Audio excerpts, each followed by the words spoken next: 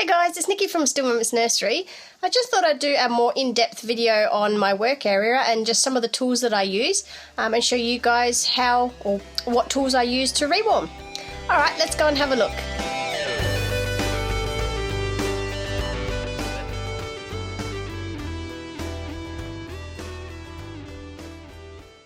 Okay guys, so I'm going to start off with my work desk or my detailing desk. I'll start off in the corner here. What I've got is just a little compartment which holds all of my eyes and eyelashes and all the little bits and pieces that I need during making of the dolls. I've got all of my sponges in a nice little container which keeps them nice and dust free. So I've got all my different ones here. I'll just show you a couple. So I've got all of my flat sponges for pouncing and all of that. Then I've got my mottling sponges which I've actually tweezed out little holes so it gives you that nice little effect. And I've got a blue one and a couple of my different colour and size red ones. So they're all my mottling sponges. And I've got a couple of sea sponges as well.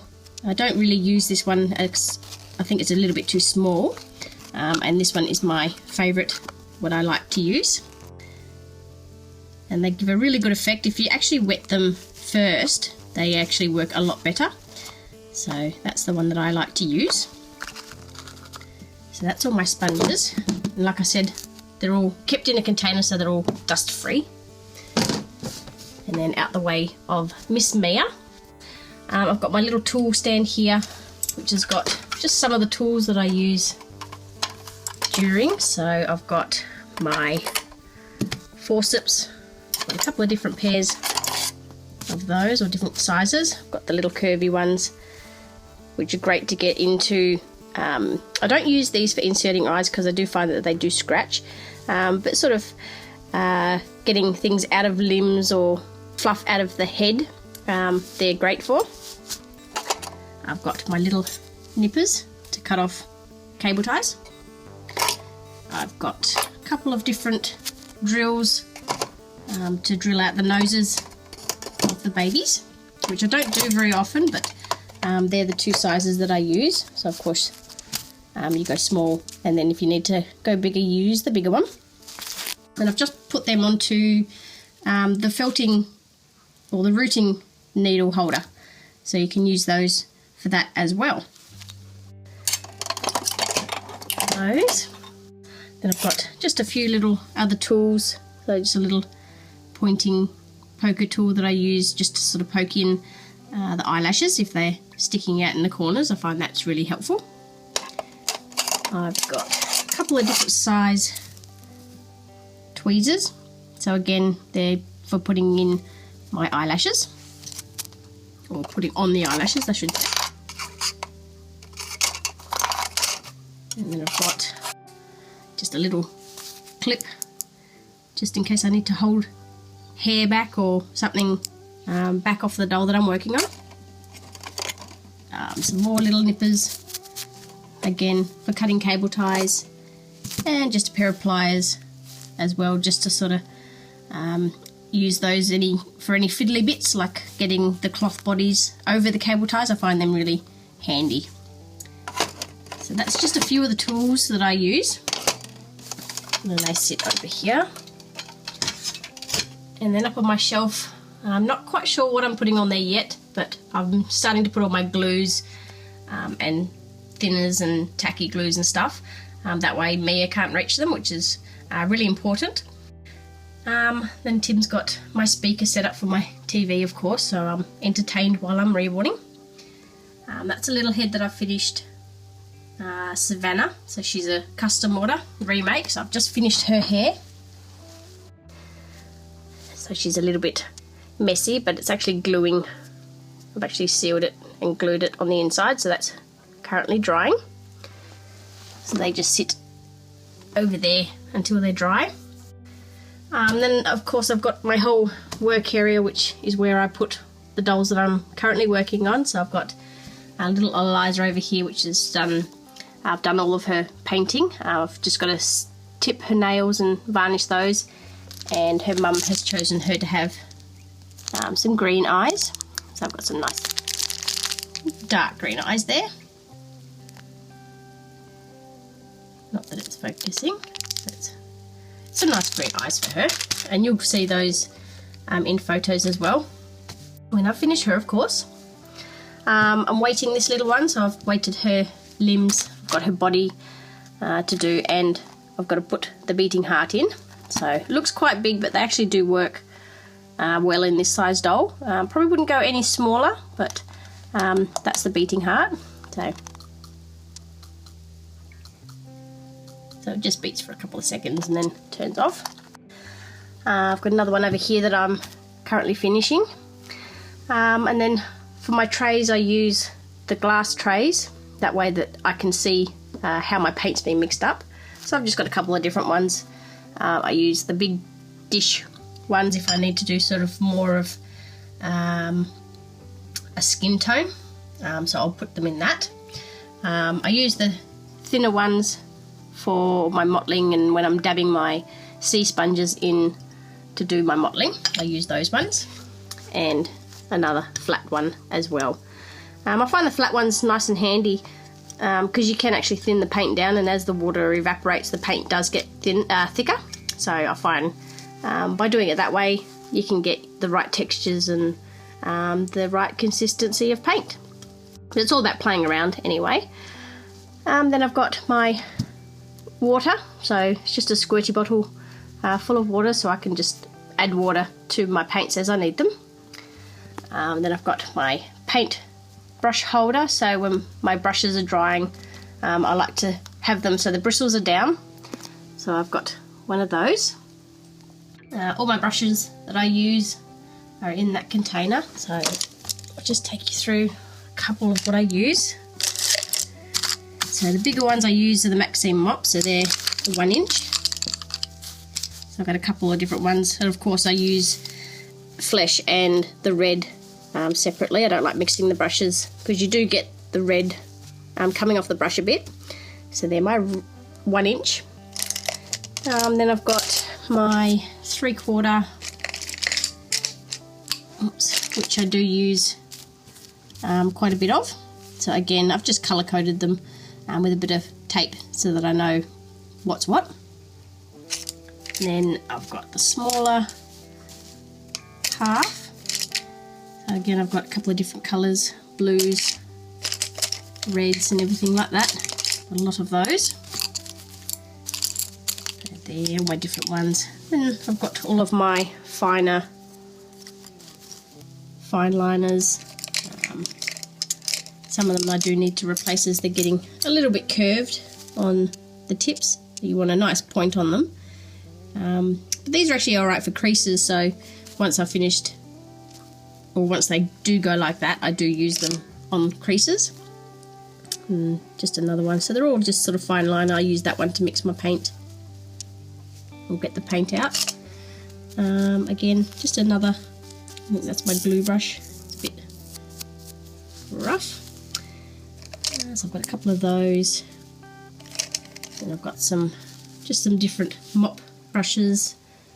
I've got a Nikki's Creation mop brush. Now this one's really, really good. As you can see, it's been well used. So I do find if you brush them out a little bit, they do last longer. And cleaning them as well with the Nikki's Creation brush cleaner is fantastic. That keeps them really nice and clean, and as you can see, I need to do that one again. Very similar to the Maxine mop. Overall, I do prefer the Maxine mops. I just think that they give a more even effect. But this one is nice just to go over the dolls in general, once you've sort of done the skin mottling. I've got another one of the 3/4. So as you can see, they're all for my different colours. And then I've got just a whole lot of other little brushes and smaller Maxine mops and filberts. There's my berry makers. They've actually stuck those together so that they come out and give a different sort of different circles. It's a more of an uneven effect, and I don't use the berry maker brush all that often. I do like the sea sponge effect, but I've got that there if their mums request them to have that. I've got this big blushing brush, which is just really nice if you're doing the peach and cream. That gives a really nice effect, and as you can see, it's nice and soft, so it spreads the paint really nicely. And then again, like I said, I've just got a whole bunch of fill bits and more mixing and fine liner brushes all in there. So that's basically the brushes that I use. Maxine mop brushes are what I recommend, are the best brushes, but it's totally up to you guys what you find what's best when you're reborning. So I do need to get a bigger container for all my brushes, but they stay in there nicely. And then I've got all my paint mixed up under there, and of course you've got to have a coffee, so coffee stays over there. I've got all my paint colours mixed up. I actually use syringes. I find that they keep the paint really nicely, and of course it's not going to evaporate the water, and yeah, that's basically how I keep my paints. So there you go guys, you've got a inside secret. So again, just different colours, all my flesh colours, another flesh colour there. I've got all of my reds and mottling colours all mixed up. Once I get a colour that I'm happy with, I like to keep it in there. My blues for my veining, and again my blue mottling. I've started to do like a blue mottling the same as my red mottling, and that's coming out really nicely. Gives a really good newborn effect. And greens and everything over there, so lots of colours to play with. And then I've got this rinse well thingy-majig. I have been using just glass canisters, and I'm finding that it's actually not that good because the paint's sort of mixing in and you can't really get your brushes clean. But with this, it's really good. I'll show you if I can get a brush. So basically, once you've got your paint on your brush, you simply just wash it off in the water until it's nice and clean. Push the button, it drains and then refills. So you always got fresh water in the well, which is fantastic. I'm thinking about selling these on the website, so guys, if you're interested and you'd like one, let me know, and then I'll sort of see how many people are interested and whether it's worth getting in for you guys to buy. But anyway, that's a fantastic new addition to my work area and additions to the table. And then I've got, of course, my computer so I can keep an eye on emails and everything. I've got my workbook, which is what I call my Bible, so that's very important. That's got everybody's dole orders in it. And then over there is my spray booth, so I'll take you over there in a second. I've got my spray rack and my detailing rack, which is where I hang all the dolls. I try to hang them because if they're sort of lying on any towel or paper towel, once they've been painted, it sort of does come off onto the paper towel, so you don't want any contact with towels, so I like to hang them up. And I do have stands as well, but they take up a lot more room on my desk, so we found that this is the most efficient way of hanging or getting as many dolls up once I've painted them, and let them dry sort of for a week or two before sealing and then doing hair. So there's a couple that are still drying and setting. Then I've got, like I said, my paint spray booth. So I've got that over here with the little one that I'm currently working on at the moment. So it's just two spray booths stuck together, and then we've joined up the pipes, which pumps all of the fumes and vapours out the window, which is really good, and you can see how well it works because I've been doing my ethnic dolls. So it just sucks all the paint through, keeps it out of the room, keeps it a little bit more healthy on the inside. So this is the little one that I'm working on, and as you can see, the nice effect that the spray gun gives to the vinyl, nice and even, no sort of blotchy point marks or sort of spot marks that you do get with the brushes. But this is the way that I'm doing my skin tones now, and it's coming out really nicely, so I hope you guys can see that. The brush that I use is an Iwata. top fed, so it's gravity fed, sorry. And then I've just got filters on it so it doesn't get any excess water in it. And then I've got just a small pump which is down underneath my desk that provides the air. Of course you wear gloves, as you can see. That's what would have been on my hand if I hadn't have worn the glove, so that's nice and handy. I wear a face mask as well, but I've actually run out of those, so I'm going to go get more of those. And again, all of my colouring for my skin and stuff is in syringes, so no dust or anything gets in, because if these get clogged with just a little bit of dust, they stop working, which is a real pain. And then I have to get Tim to come in and clean it for me. So the gun I use is an eye water. You can get other ones, but I found the eye waters work really well. So if you can see the eye water clips. So I've been using that for a couple of years now, and I'm loving the way that that's actually working. So that's there. And then just an extra room for where the kits will sit as I sort of going through the process. So I pop them there when I'm working on them, spray them, and then they get hung up to dry, and then of course they go over to my detailing bench and get detailed, and then back up onto the rack, and then weighted and filled. So that's my work area, guys.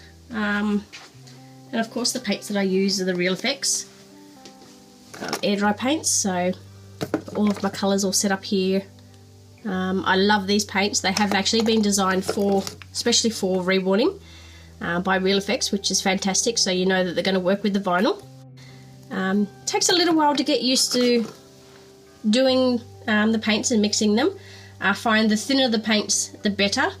It does take a lot more time to sort of get the effect and the mottling to show up, but once you sort of get the hang of it, you'll learn your paint consistency. And so anyway, guys, that's the paints that I use, the Real Effects air dry paints. I do sell these on the website if you guys are wanting to use the air dry. They don't need setting like the Genesis, so there's no oven work. Like I said, that they sort of sit up here for a couple of weeks because I like to make sure that they're completely dry before sealing and doing any hair on them. But yeah, guys, I highly recommend, if you're interested in air dry, to grab some Real Effects paints and have a go.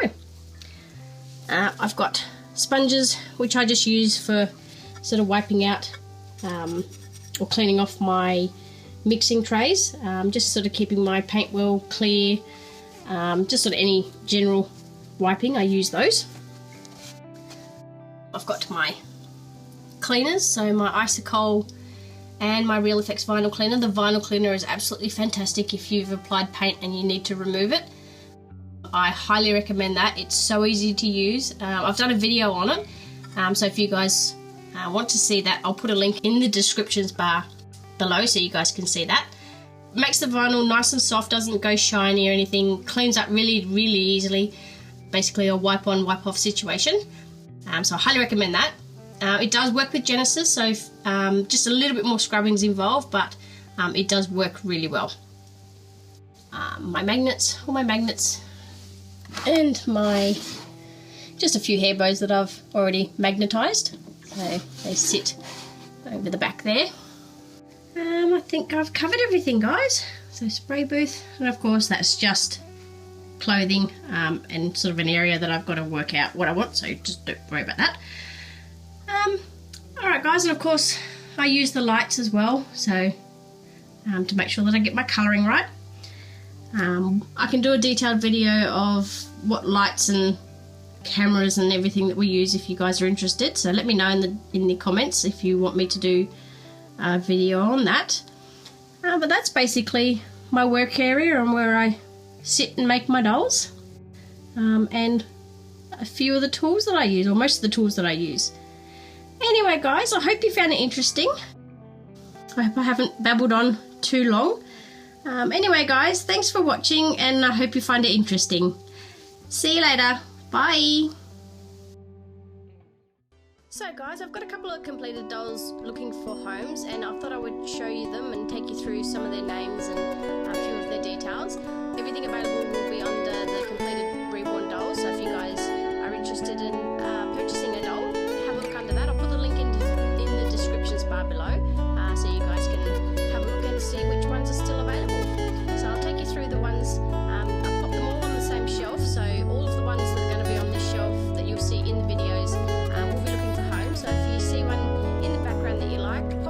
website and have a look and see if they are still looking for a home. Alright guys, let's take you through who's